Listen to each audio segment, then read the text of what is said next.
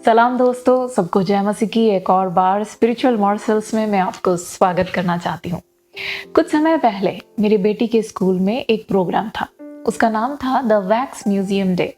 उस दिन क्या हुआ, जब हम वहाँ गए तो स्कूल का हर बच्चा कोई एक हिस्टोरिकल फिगर, एक ऐतिहासिक एक व्यक्ति के रूप में तैयार होकर वहाँ पे खड़े थे। टीचर्स ने उनको तैयार किया था और उन सबको स्कूल के पूरे कॉरिडोर में स्प्रेड आउट करके सबको एक एक पीठ के ऊपर खड़ा करके, जैसे वैक्स म्यूजियम में स्टैचू खड़े होते हैं ना, वैसे वो सब खड़े थे।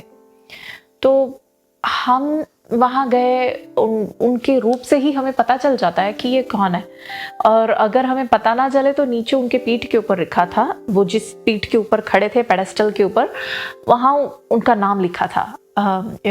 कोई साइंटिस्ट था, कोई पॉलिटिकल फिगर था, इस तरह से। और एक और बात, जैसे हम ये सब देखने के बाद यदि हमें इनके बारे में कुछ और ज़्यादा जानना चाहते हैं तो हमें क्या करना है, बस बच्चों को यूँ छूना है। जैसे हम उस बच्चे को छुए तो वो बच्चा स्टैचू से एकदम लाइफ उसके अंदर जैसे आ गया हो, ऐसे जीवन उसके अंदर आ जाता है, खड़ा होता है और स्ट्रेट खड़ा होके वो फिर अपने आप बोलने लगता है कि मेरा नाम ये है, मेरा जन्म यहाँ पे हुआ था, इस टाइम पे हुआ था और मैंने इस संसार में ये सब काम किए। उसके बाद इस दिन मैं मर गया और उसके बाद वो दोबारा स्टैचू बन के खड़ा हो जाता है। बड़ा रोमांचक लगा मुझे ये देखकर, बड़ा मज़ा आया। और मैं बहुत सारे ऐसे हर एक बच्चे को छूते छूते जा रही थी। सुनने में मज़ा आता है। और थोड़ी देर के बाद मैंने देखा, थोड़ा हटके, थोड़ा दूर एक बच्चा था। उसे दूर से देख के ही मुझे लगा ये तो यीशु मसीह के रूप में खड़ा है। तो फिर मेरे को डाउट हुआ कि कहीं मैं कुछ गलत तो नहीं समझ रही। तो मैं उसके पास जाके गई, उसके पेडेस्टल में लिखा था जीसस क्राइस्ट।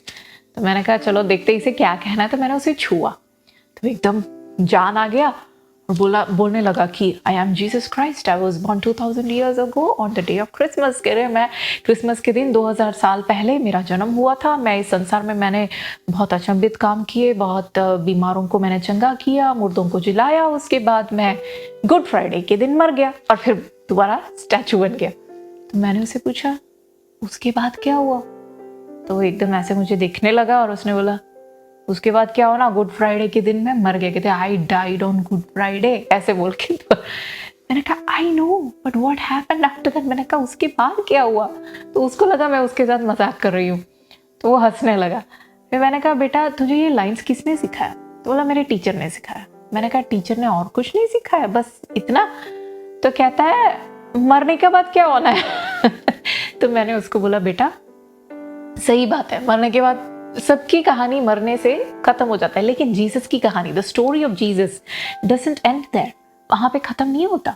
यीशु मरने के बाद तीसरे दिन मुर्दों में से जी उठा। मैंने कहा आपने देखा होगा कैलेंडर में गुड फ्राइडे के बाद तीसरे दिन क्या है, ईस्टर। तो ईस्टर के दिन यीशु, तो वो एकदम चौंक गया, उसकी आंखें बड़े बड़े हो गए। कहते ईस्टर तो मैंने बचपन से सुना है, लेकिन मुझे नहीं पता था कि ईस्टर के दिन जीसस जी उठा सच में। मैंने कहा सच में। तो देखिए ये जो बच्चा है, इस बच्चे की जो अवस्था है ना, वैसे ही है 99% लोगों का। क्योंकि लोगों को पता नहीं है कि यीशु मुर्दों में से जी उठा। उनको ये पता है कि हाँ यीशु क्रिश्चियंस का ईश्वर है ना। उनको इतना भी पता होगा कि हाँ गुड फ्राइडे के दिन जीसस का डेथ हुआ, क्योंकि गुड फ्राइडे के दिन उनको स्कूल में या कॉलेज में या उनके दफ्तरों में छुट्टी मिलती होगी। तो थोड़ा बहुत नॉलेज होगा कि हाँ गुड फ्राइडे के दिन जीसस का डेथ हुआ।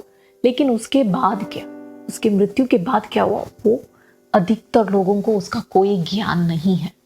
देखिए भाई और बहनों, यीशु मसीह यूहन्ना रचित सुसमाचार के 17वें अध्याय में पिता परमेश्वर से प्रार्थना करते हैं और उस प्रार्थना के बीच वो कुछ कहते हैं। उसकी 4थे आयत में वहां ऐसे लिखा है, जो काम तूने मुझे करने को दिया था उसे पूरा करके मैंने पृथ्वी पर तेरी महिमा की है।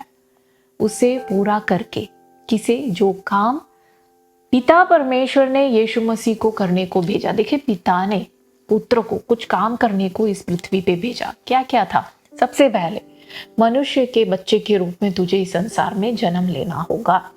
दूसरा, बिना पाप का एक जीवन इस पूरे संसार में तुझे बिताकर संसार के पाप के बोझ को अपने ऊपर लेकर, संसार को, पूरे मानव जाति को पाप और मृत्यु के बंधन से छुड़ाने के लिए उसका कीमत चुकाना होगा। कैसे? तेरे अपने जान को देकर, एक बलिदान के रूप में, और फिर मुर्दों में से तीसरे दिन जी उठना होगा, मृत्यु को और शैतान को हराते हुए।